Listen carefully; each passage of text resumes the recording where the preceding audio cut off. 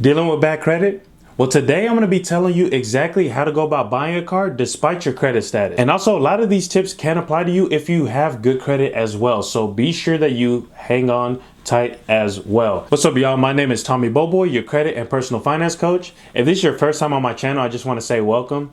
Typically on this channel, I'm talking about things related to credit and personal finance. So if you're interested in achieving financial freedom and improving your credit, then be sure you hit the subscribe button down below so you don't miss any of my future videos. Now let's go ahead and jump into the content. So right off the bat, the first thing you want to do is you want to make sure that you actually know what your credit score is, okay? And make sure it's a FICO score. Typically, pretty much 90% of the lenders out there are using what's called your FICO score.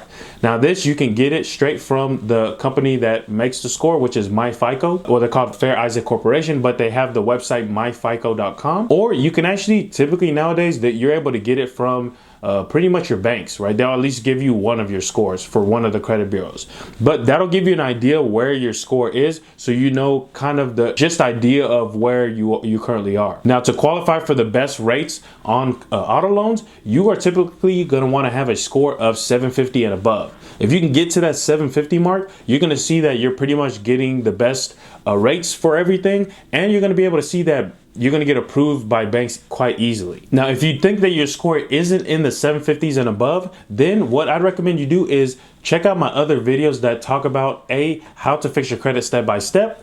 There's even videos on specific situations like collections accounts, repos, bankruptcies, medical collections, things like that, even hard inquiries. I'll link those videos down below for you to check out as well.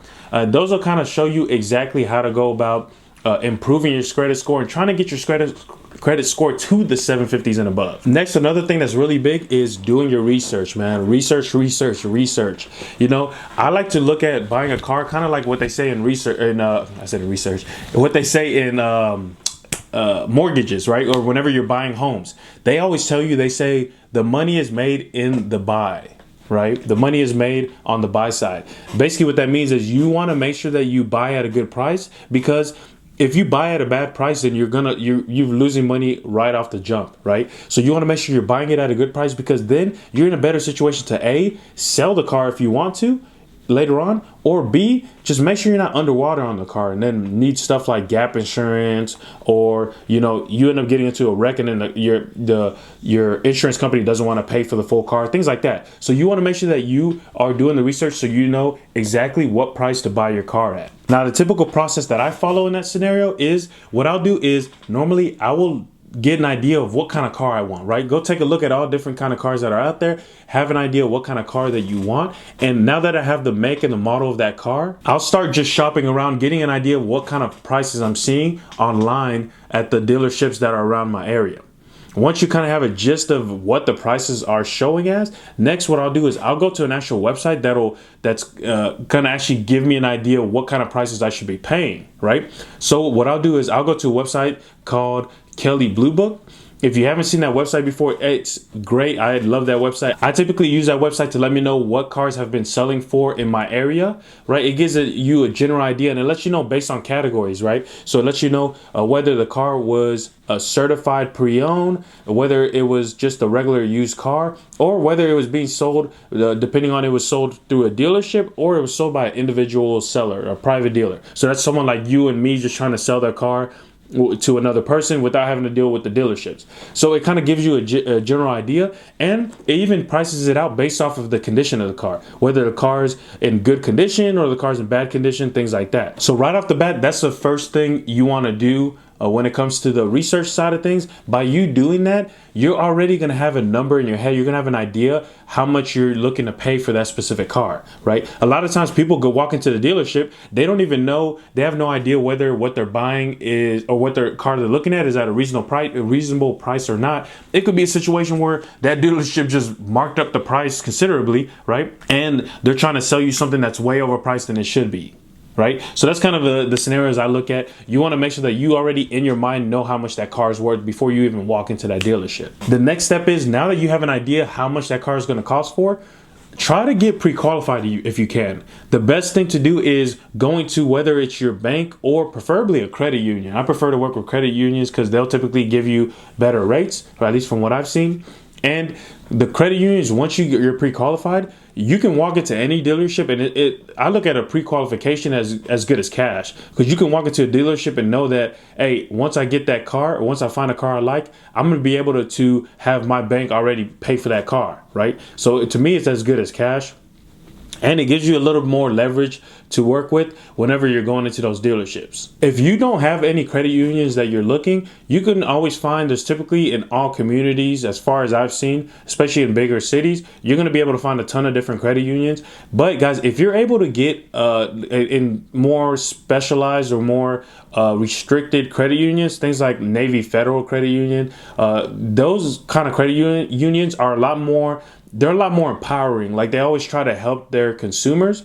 So if you're able to get into like a Navy Federal, then you might be able to get even better loan rates, okay? Despite what kind of credit issues that you might have, you know? So that's always a good bet, is try to get into a credit union first. If not, then go to a bank and try to get pre-qualified. And remember, guys, you want to do all this around the same time. The thing is, whenever you're getting all these different credit inquiries, as long as they're in a bunch, like they're all really close to each other, then it's fine, right? So if you can get a bunch of these credit inquiries all done within the same week, then it's going to be a lot better, and it's going to have less impact on your credit score than if you got, if you checked out a credit union and you try to get approved for a loan in January, and then you don't do anything, you kind of got lazy with it, and you didn't look at it until February, then you try to do it again at 5 different banks. Then in March is whenever you end up trying to go out and get a car, and then you're getting a bunch of hard inquiries again, right?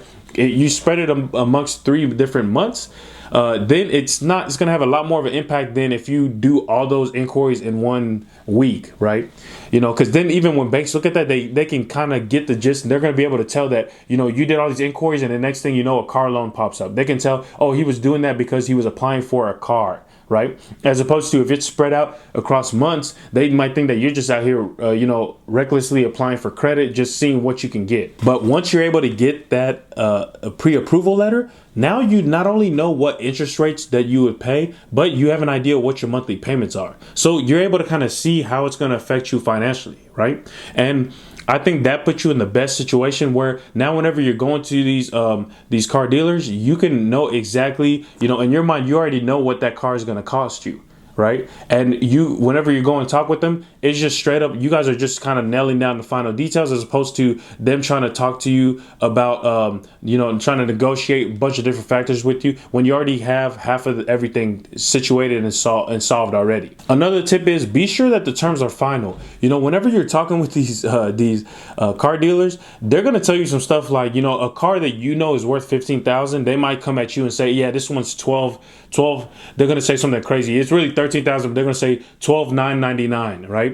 And then whenever you get there, next thing you know, you're about to, you guys sit down to figure out everything. You already done test drive the car. You love the car, everything. And you over here, you getting ready, thinking that y'all just finalizing everything. You're going to sign some papers and you're done. And then he tells you, oh, okay, now we got to deal with the taxes, the fees. And then we have a special delivery tax that I forgot to mention earlier. Next thing you know, this thing went from being $13,000 or $12,999 to now it's $17,000, right? So whenever you're talking with them, you always want to let them know that, hey, I want to know what the price is out the door. Okay, let me know what the price is final, right? Or if they tell you a price, say, is that the final price? Is that the price out the door? So that's going to let them know that you want to know exactly how much you got to pay after everything's included. And you also want to be careful of any add-ons or any type of, they're not really scams. I don't want to say they're scams, but they try to just upsell you a bunch of stuff. So they might try to upsell you, different insurance packages or warranty packages that you just might not need. So you kind of want to take that into consideration. So if you think that you might need a warranty package, you think it's something that might be beneficial for you, depending on how you're going to use the car, then take that into account whenever you're deciding what whenever you're figuring out the price of the car. Okay, little things like that. But I typically recommend you avoid that unless you're in a specific scenario where you think that you just need to have the warranty package, or you need to get those special tires, things like that. I'm the kind of guy, like, I don't care too much about cars, so I just stay away from all that stuff and just try to focus on the bare minimums. And lastly, guys, avoid subprime lenders. you know, if I know it's tough, maybe you're in a situation where you just got to work with them, but if at all possible, you want to try to avoid those guys, because what typically happens is they're going to give you a loan for 20%, right? 20% interest rate. And guys, that's pretty much like a credit card, right? It's just going to be something where it's going to take you forever to pay it off, and you're going to be underwater right whenever you drive that car off the lot. Okay, no matter what kind of car it is, if they're giving you that high of an interest rate, like, you're going to be underwater. Because the thing is, mostly whenever you're going to be making those payments, a big chunk of your monthly payments that you're making is going to go to the interest. So you're not even really paying off the car, and that's what's going to drag it on for years and years and years. And it's going to be a situation where you're not going to be able to sell that car because you're not going to be able to get what it's worth.